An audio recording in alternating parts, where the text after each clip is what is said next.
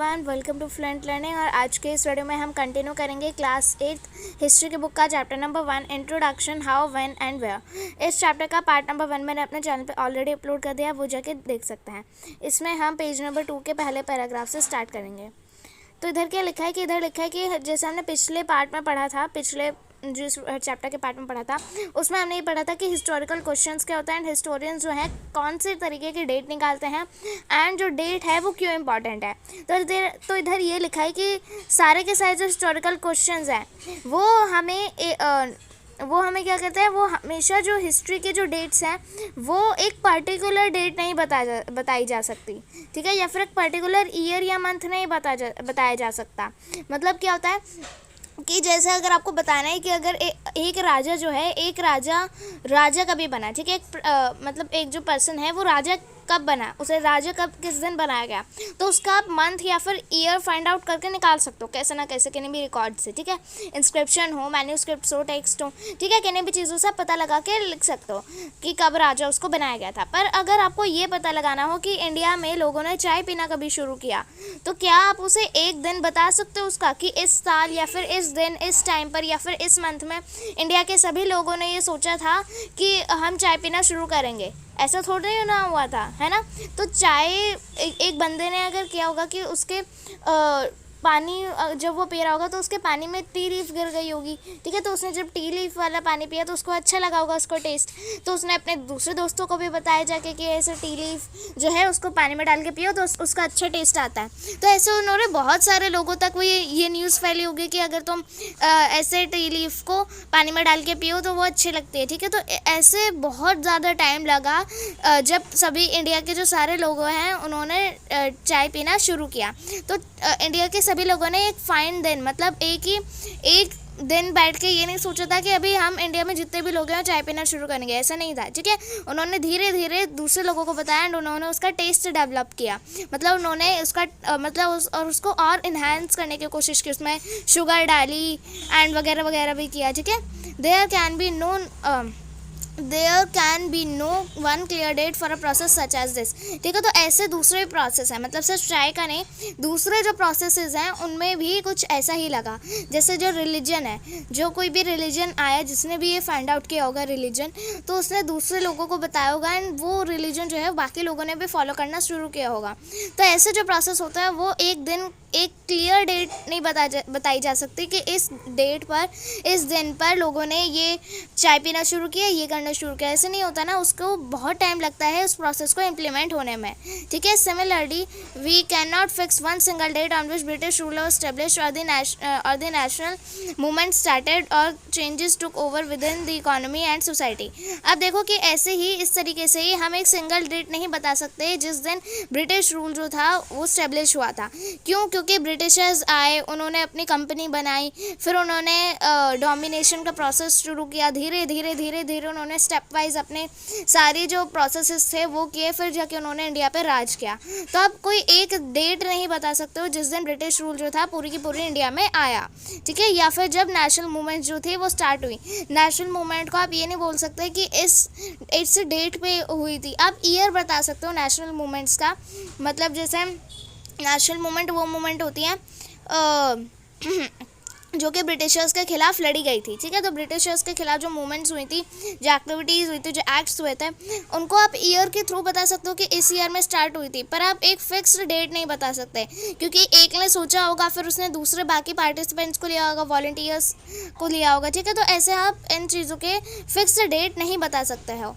And changes took with in, हाँ, and economy और जो सोसाइटी है वो कैसे कैसे चेंज हुई। जैसे हमारा जो पास्ट है, तो पास्ट का जो है एंशिएंट टाइम जो था, तो क्या बीच में कुछ ऐसा दिन आया जिस दिन लोगों ने अपना सारा कुछ चेंज कर दिया एंड फिर मॉडर्न बन गया है वो? ऐसा तो नहीं था ना। लोगों ने धीरे धीरे चीज़ें एक्सप्लोर करी। एंशिएंट के जो पास्ट के लोग थे उन्होंने भी चीज़ें एक्सप्लोर करी, जो अर्ली मैथ उन्होंने भी चीज़ें एक्सप्लोर करी, उन्होंने कपड़े सिलने शुरू किए, व्हील कन्वेंशन हुआ, वो ट्रैवल कर पाए इजीली। तो ऐसे ऐसे जो प्रोसेसेस हैं, जो इकोनॉमी और सोसाइटी में चेंजेस आए हैं, ठीक है। तो इकोनॉमी मतलब फाइनेंशियल हालत में जो लोगों के चेंजेस आए हैं, हमारे जैसे कोई कंट्री है, कंट्री की जो इकोनॉमी है, इकोनॉमी क्या एक ही दिन में बढ़ जाती है या एक ही दिन में घट जाती है? नहीं, ऐसा नहीं होता ना, उसको काफ़ी लंबा टाइम लगता है घटने में या गिरने में, ठीक है। वो तो सोच समझ के उसके पैसे खर्च किए जाता है ना, ठीक है। तो ये सारे जो प्रोसेस होते हैं उनको लंबा टाइम लगता है इम्प्लीमेंट होने में। All these things happened over a stretch of time, we can only refer to a span of time and approximate date over which particular changes became visible। तो इसमें क्या है कि हम ये जो चेंजेस हैं उनको एक स्ट्रेच ऑफ टाइम में बताते हैं, मतलब इस पीरियड से लेके, मतलब इस ईयर से लेके इस ईयर तक, ये जो टाइम पीरियड है इसके थ्रू आप बता सकते हो कि इस टाइम पीरियड में ये चीज़ हुई थी, ठीक है। ऐसे आप बता सकते हो ये जो लंबे प्रोसेस हैं। Why then do we continue to associate history with string of dates, पर हम तब भी हिस्ट्री को डेट से क्यों एसोसिएट करता है? This association has a reason, ये जो एसोसिएशन है इसका रीज़न है। क्या रीज़न है? There was a time when history was an account of battles and big events. एक ऐसा टाइम था जब हिस्ट्री जो था, मैंने आपको पार्ट 1 में भी समझाया था शायद, कि हिस्ट्री जो थी, एक बार को जो हिस्टोरियंस थे वो हिस्ट्री के डेट्स जो थी उनसे बहुत ऑब्सेस्ड थे, मतलब वो हर जगह डेट से घुसा देते थे। तो क्या था, एक ऐसा टाइम था जब हिस्ट्री जो था उसमें बस डेट्स थी, ठीक है। कि जब बड़े इवेंट्स हुए तो उनकी डेट लिखी, बड़ी बैटल्स हुई उनकी डेट लिखी, तो बस हिस्ट्री जो थी वो डेट्स थी। पर अब क्या है, अब तो हिस्ट्री ऐसे नहीं है ना। अभी जो हम हिस्ट्री पढ़ रहे हैं, देखो इधर तो ऐसा नहीं है। अभी हम क्या सिर्फ ऐसे पढ़ते हैं कि ये इस डेट को हुआ था, ये इस डेट को हुआ, ऐसा नहीं ना। हम तो सारे इवेंट्स को एनालाइज करते हुए चलता है ना, ठीक है। It was about rulers and their policies. Historians wrote about the year a king was crowned, the year he was married, the year he had a child, and the year he fought a particular war, the year he died, and the year the next ruler succeeded to the throne. ठीक है, तो इसमें क्या हाँ, तो क्या था कि हिस्टोरियन जो थे, पहले जो हिस्ट्री थी उसमें ऐसा करते थे कि उसमें क्या था कि बस डेट्स ही जैसे मैंने आपको बताया कि वो डेट लिखते थे रूलर्स और उनकी पॉलिसीज़ के बारे में। जैसे कि वो लिखते थे कि एक जो रूलर था वो कब उसको क्राउन किया गया, मतलब उसको कब ताज पहनाया गया रूलर का, किंग का, किस दिन उसकी शादी हुई, किस दिन वो मैरिड हुआ, वो किस दिन उसका एक चाइल्ड हुआ, ठीक है, किस दिन उसने एक कोई पर्टिकुलर वॉर जो थी वो करी, ठीक है, किस ईयर नहीं है, दिन नहीं है, ईयर है ये, ठीक है। तो किस ईयर में उसकी शादी हुई, किस ईयर में उसका बच्चा हुआ, किस ईयर में उसने एक पर्टिकुलर वॉर को लड़ा, एंड किस ईयर में वो मर गया, ठीक है। एंड कौन से ईयर में जो उसका बेटा था उसको दोबारा राजा बनाया गया, दोबारा नहीं मतलब उसको राजा बना दिया गया। ऐसे ही चलता है ना, राजा का बेटा राजा बनता है, ठीक है। तो ऐसी जो डेट्स थी वो हिस्टोरियंस लिखते थे हिस्ट्री में। For events such as these specific dates can be determined and in history such as these debates about dates continue to be important, ठीक है। मतलब क्या है कि डिबेट्स जो थी डेट्स के बारे में वो चलती गई, एंड ये जो इवेंट्स की जो जिस डेट पे जो इवेंट्स हुए उनकी जो स्पेसिफिक डेट्स थी वो तो हम बता नहीं सकते ना, वो तो हम बस एनालिसिस करके फिर उनको अंदाज़ा लगा सकते हैं कि इस डेट पे हुआ होगा, ठीक है। तो डिबेट्स जो थी वो चलती गई कि किस ये जो स्पेसिफिक इवेंट्स होते थे किस डेट पे किस ईयर में हुए थे, ठीक है। डिबेट्स मतलब मैंने आपको पिछले पार्ट में बताया था, ठीक है।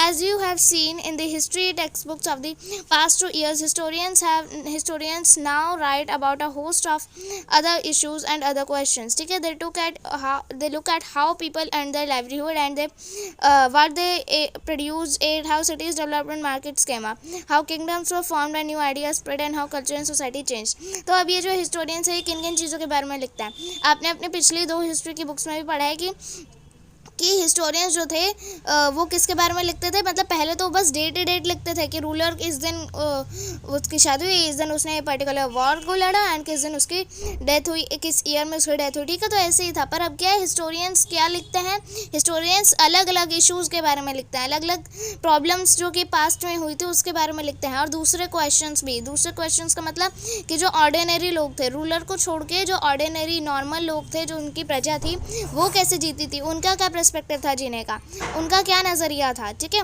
कैसे वो अपने जो लाइवलीहुड था, मतलब कैसे वो पैसे कमाते थे, क्या वो चीज़ें जो थे प्रोड्यूस करते थे फार्मर्स, और कौन सी वो चीज़ें खाना ज़्यादा पसंद करते थे, कैसे जो सिटीज़ थी वो डेवलप हुई, कैसे उनकी डेवलपमेंट हुई, और जो मार्केट्स थी वो ऊपर आई का मतलब कि मार्केट्स जो है उनका इन्फ्लुएंस ज़्यादा बढ़ा, कैसे जो किंगडम्स थे फॉर्म हुए, न्यू आइडियाज़ जो थे वो कैसे स्प्रेड हुए। जैसे आपने सॉरी 7th की बुक में रिलीजन के बारे में पढ़ा था, तो वो न्यू आइडियाज़ कैसे स्प्रेड हुए थे, कैसे फैले थे, ठीक है।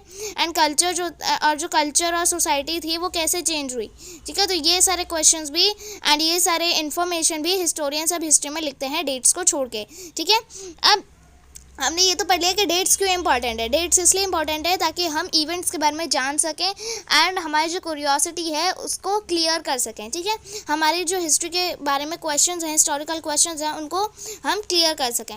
अब इधर यहाँ पे एक पिक्चर डिस्क्रिप्शन है, एडवर्टाइजमेंट्स हेल्प क्रिएट टेस्ट, ठीक है। इधर ये देखो यहाँ पे एक टी चाय की ब्रांड का वो है, चाय और कॉफ़ी की ब्रांड का एडवर्टाइजमेंट है, ऐड है, ठीक है। पहले ये तो टीवी में, मतलब पहले जब टीवी इतना ज़्यादा लोगों के पास नहीं था, इतने लोगों के पास नहीं था, वो गरीब थे, तो पहले क्या था, पोस्टर्स वगैरह छापते थे ऐड के उस पर। Famous all over the world Lipton's tea, ठीक है। तो ये एक लिप्टन्स टी का वो है, ऐड है, ठीक है, पोस्टर है, इधर पैम्पलेट है। देखो इधर क्या है, अभी इधर लिखा हुआ है एडवर्टाइजमेंट्स हेल्प क्रिएट टेस्ट। इसका मतलब क्या है कि जो एड्स जब लगाते थे तो लोगों ने ऐसे ये वाली जो चाय है वो पीना शुरू किया। उन्हें मतलब जो आपने टीवी में भी देखा होगा कि वो लोग एक्टर्स को लेते हैं, कि एक्टर्स को वो लोग लगाते हैं एंड जो बड़े बड़े एक्टर होते हैं उनको बताते हैं कि ये वाला जो एक्टर है ये वाली चाय पीता है, तो फिर लोग सोचते हैं अच्छा ये वाली चाय पीता है, ये बड़ा एक्टर है, तो हम भी यही वाली चाय पियेंगे, ठीक है।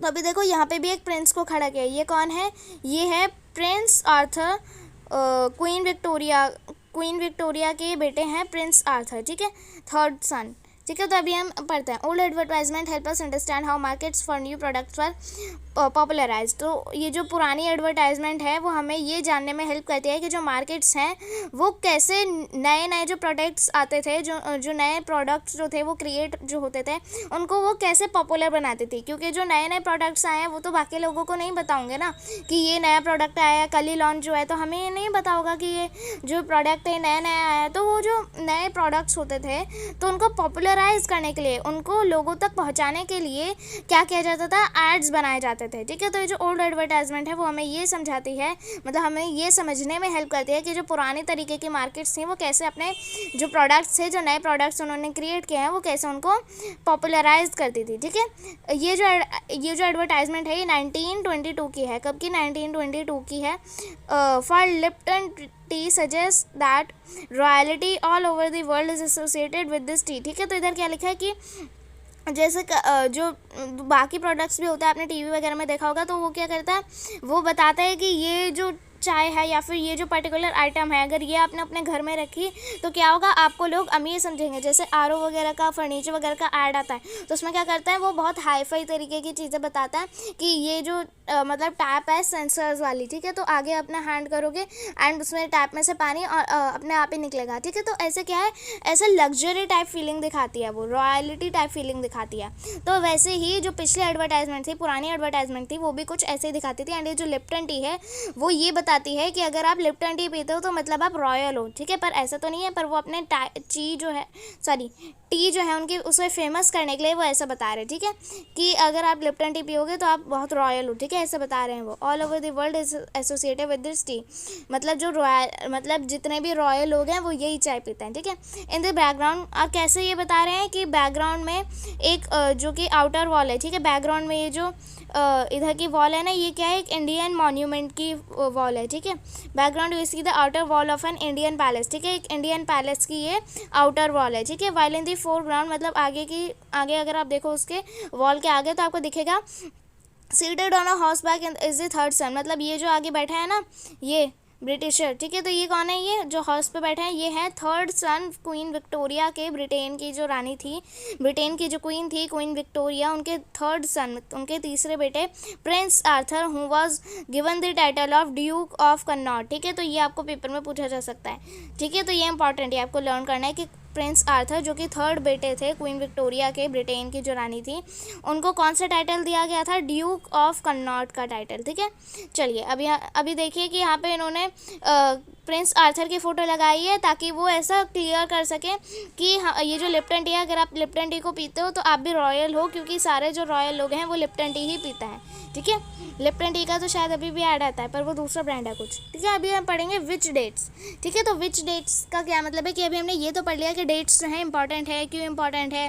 ठीक है, एंड बाकी सारी चीज़ें भी पढ़ ली, पर डेट्स जो हैं, कौन सी डेट्स इंपॉर्टेंट है, ऐसी कौन सी डेट्स हैं जो इतनी इंपॉर्टेंट बन जाती हैं, वो तो आपके नज़रिए से वो फ़र्क पड़ता है। ठीक है, कि आपको कौन सी डेट इंपॉर्टेंट लग रही है। आप भी जब हिस्ट्री पढ़ते हो तो वो मैम कहती है ना कि ये डेट इंपॉर्टेंट है, ये आ सकती है पेपर में। ठीक है, तो कौन सा ऐसा क्राइटेरिया, कुछ तो क्राइटेरिया होगा जिसके हिसाब से डेट्स को बताया जाता है कि ये डेट इंपॉर्टेंट है एंड वो डेट जो है इतनी इंपॉर्टेंट नहीं है। तो कौन सा क्राइटेरिया है वो हम पढ़ेंगे। विच डेट्स मतलब कौन से डेट्स इंपॉर्टेंट है। By what criteria do we choose a set of dates as important. तो कौन सा ऐसा क्राइटेरिया है जो कि डेट्स जो है जो कि कुछ पर्टिकुलर सेट ऑफ डेट्स को इंपॉर्टेंट बना देते हैं। ठीक है, द डेट्स वी सेलेक्ट, जो डेट्स हम चूज़ करते हैं, the dates around which we compose a story of the past are not important on their own. ठीक है, तो कुछ जो डेट्स हैं, जो कि dates the dates around which we compose a story of the past, मतलब जो पास्ट की स्टोरी हम प्रोड्यूस करते हैं, तो उनकी जो डेट्स हैं are not important on their own, क्या वो खुद पे अपने इम्पॉर्टेंट नहीं है। मतलब पर्टिकुलर बेसिकली ये क्या बताना चाह रहे हैं कि कौन से डेट्स जो हैं, कौन से ऐसा क्राइटेरिया है जो कि कुछ पर्टिकुलर सेट ऑफ डेट्स को इम्पॉर्टेंट बना देता है। ठीक है, they become vital because we focus on a particular set of events as important. If a focus of the study changes, if we begin to look at new issues, a new set of dates will appear significant. अब ये देखो कि they become vital because we focus on a particular set of events. मतलब कुछ जो, मतलब अगर आप एक राजा के बारे में पढ़ रहे हो, अगर समझो कि आप जो हो, ठीक है, तो आपके लिए आपकी जो बर्थ डेट है वो इम्पॉर्टेंट है।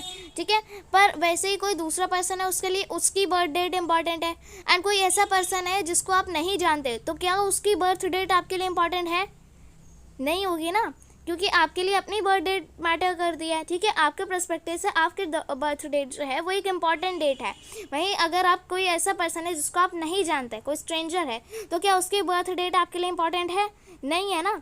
ठीक है, तो डेट्स जो है वो दूसरों के नज़रिए में इंपॉर्टेंट होती है। ठीक है, they become vital because you focus on a particular set of events. मतलब अगर आप अपने बर्थडे पे फोकस कर रहे हो तो आपके लिए आपके जो बर्थडे की डेट है वो इंपॉर्टेंट होगी। पर वहीं अगर आप किसी और के बर्थडे पे फोकस कर रहे हो तो उसकी बर्थ डेट आपके लिए इंपॉर्टेंट होगी। समझ रहे हो आप मेरी बात। If you begin to look at new issues, अगर आप नए नए तरीक़ों को देखो, नई नई चीज़ों को देखो, तो एक नई सेट ऑफ डेट्स जो हैं आपको इंपॉर्टेंट लगनी शुरू हो जाएंगी। ठीक है, आपके चैप्टर में मैटर करता है। जैसा आप हिस्ट्री में जो चैप्टर्स पढ़ते हो, तो हिस्ट्री में जैसे आप किसी रूलर के बारे में चैप्टर पढ़ रहे हो, तो उसके जो रूलर की बर्थ डेट है, वो किस दिन राजा बना, किस दिन उसकी डेथ हुई, वो इम्पॉर्टेंट होगी। और अगर आप मतलब किसी पर्सन की बायोग्राफी पढ़ रहे हो, सपोज महात्मा गांधी की बायोग्राफी आप पढ़ रहे हो, तो महात्मा गांधी की बर्थ डेट जो है वो आपके लिए इम्पॉर्टेंट होगी। ठीक है, पर अभी मैं आपको क्लियर समझा दूँ कि अगर आप महात्मा गांधी की बायोग्राफी पढ़ रहे हो तो उनकी बर्थ डेट एंड उनकी डेथ डेट एंड उनके जो महान काम थे जो कि उन्होंने किए थे, कौन सी मूवमेंट्स उन्होंने स्टार्ट करी थी, उनकी डेट्स इंपॉर्टेंट हो गई। आपके लिए वल्लभ भाई पटेल की तो बर्थ डेट या डेथ डेट जो है इंपॉर्टेंट नहीं होगी ना, क्योंकि आप महात्मा गांधी के इवेंट्स के ऊपर फोकस करो तो आपके लिए किसी और पर्सन की बायोग्राफी की डेट्स जो है इंपॉर्टेंट नहीं होंगी। पर वहीं अगर आप किसी दूसरे पर्सन की बायोग्राफी पढ़ रहे हो तो आपके लिए उसके जो इवेंट्स है, उसकी जो बर्थ डेट है, डेथ डेट है, वो इंपॉर्टेंट बन जाएगी।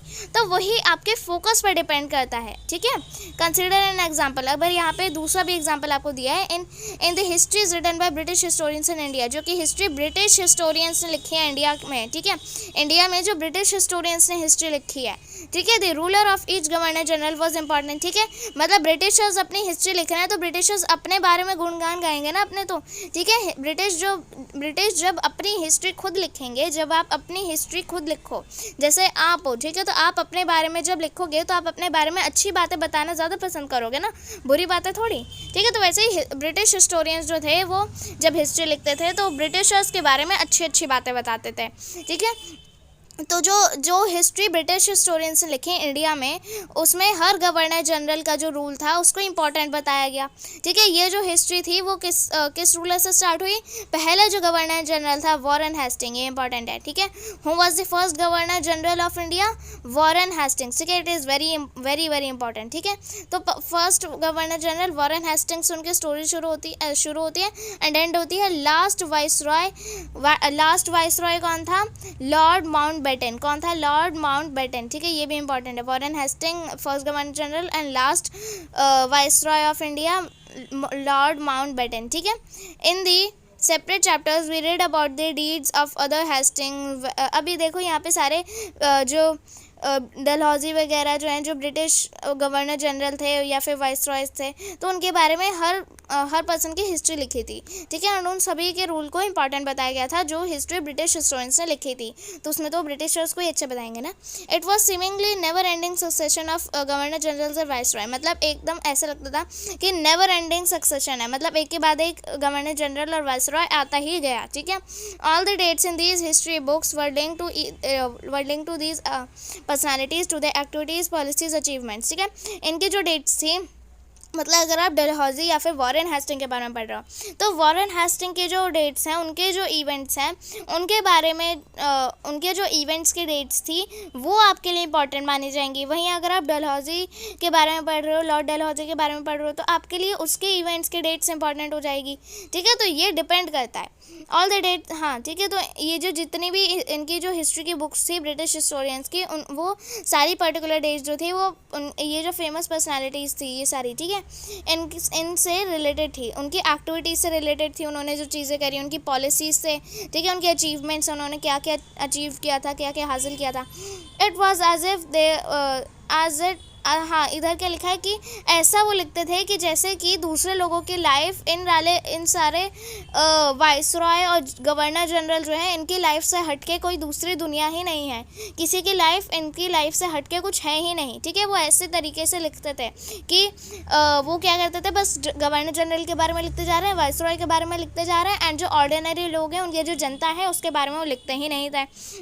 अभी इधर मैं क्या बताना चाह रही हूँ कि जो डेट्स है ना वो आपके पर्सपेक्टिव पर डिपेंड करती है। अगर आप ये जो सारे ब्रिटिश हिस्टोरियंस जो हैं, जो ब्रिटिश हिस्टोरियंस ने हिस्ट्री लिखी, तो वो अपने बारे में ज़्यादा अच्छी बातें बताएंगे, वो अपने गवर्नर जनरल के जो डेट्स हैं वो बताएंगे। ठीक है, गवर्नर जनरल के डेट्स, अगर आप ब्रिटिश हिस्ट्री लिख रहे हो, ब्रिटिश हिस्ट्री आप पढ़ रहे हो, कुछ भी कर रहे हो, तो आपके लिए ब्रिटिश हिस्ट्री की जो डेट्स हैं वो इंपॉर्टेंट मानी जाएंगी, है ना, मानी जाएंगी।